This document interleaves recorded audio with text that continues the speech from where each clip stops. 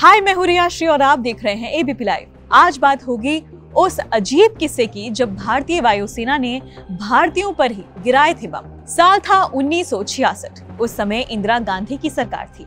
कहा जाता है कि 5 मार्च 1966 को आसमान में 2 तरह के विमान घूम रहे थे, एक अच्छे और दूसरे गुस्से वाले विमानों ने देखते ही देखते हर ओर आग और धुएं का मंजर पैदा कर दिया था।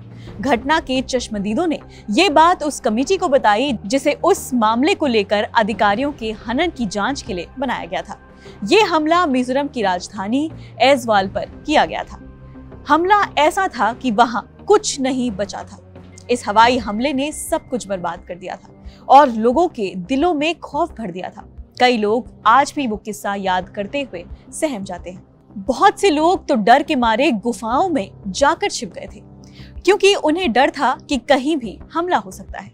भारत के इतिहास में ऐज़वाल पर की गई बमबारी एक बेहद दुखद घटना थी। सबसे अहम बात तो ये कि जिन विमानों ने सब कुछ तबाह किया था वो किसी दुश्मन देश के नहीं बल्कि भारतीय वायुसेना के ही विमान थे। अब सवाल उठता है कि भारतीय वायुसेना ने अपने ही लोगों पर इस तरह की बमबारी क्यों की थी। दरअसल उन्हें तत्कालीन प्रधानमंत्री इंदिरा गांधी ने आदेश दिया था, जिसके चलते ये कार्रवाई हुई थी। लेकिन सवाल अभी भी यही है कि आखिर ऐसा करने की जरूरत क्यों पड़ी। 1966 के दौरान मिजोरम में अकाल पड़ा था। उसी दौरान मिजो डिस्ट्रिक्ट काउंसिल ने असम सरकार से फंड की मांग की थी, लेकिन असम सरकार ने उनकी मांग को ठुकरा दिया था। आपको बता दें कि उस समय मिजोरम भी असम का ही हिस्सा था। मिजो डिस्ट्रिक्ट काउंसिल की मांग ठुकराए जाने के बाद एक विद्रोह शुरू हो गया था और मिजो नेशनल फ्रंट बनाई गई थी। इस विद्रोह की वजह भी अकाल ही था। मिजो नेशनल फ्रंट का मकसद मिजोरम से भारतीय सेना को खदेड़ना था। मिजो नेशनल फ्रंट ने 1 मार्च 1966 को असम राइफल्स के मुख्यालय पर कब्जा कर लिया और भारतीय झंडे को अपने झंडे से बदलते हुए आजादी की घोषणा कर दी।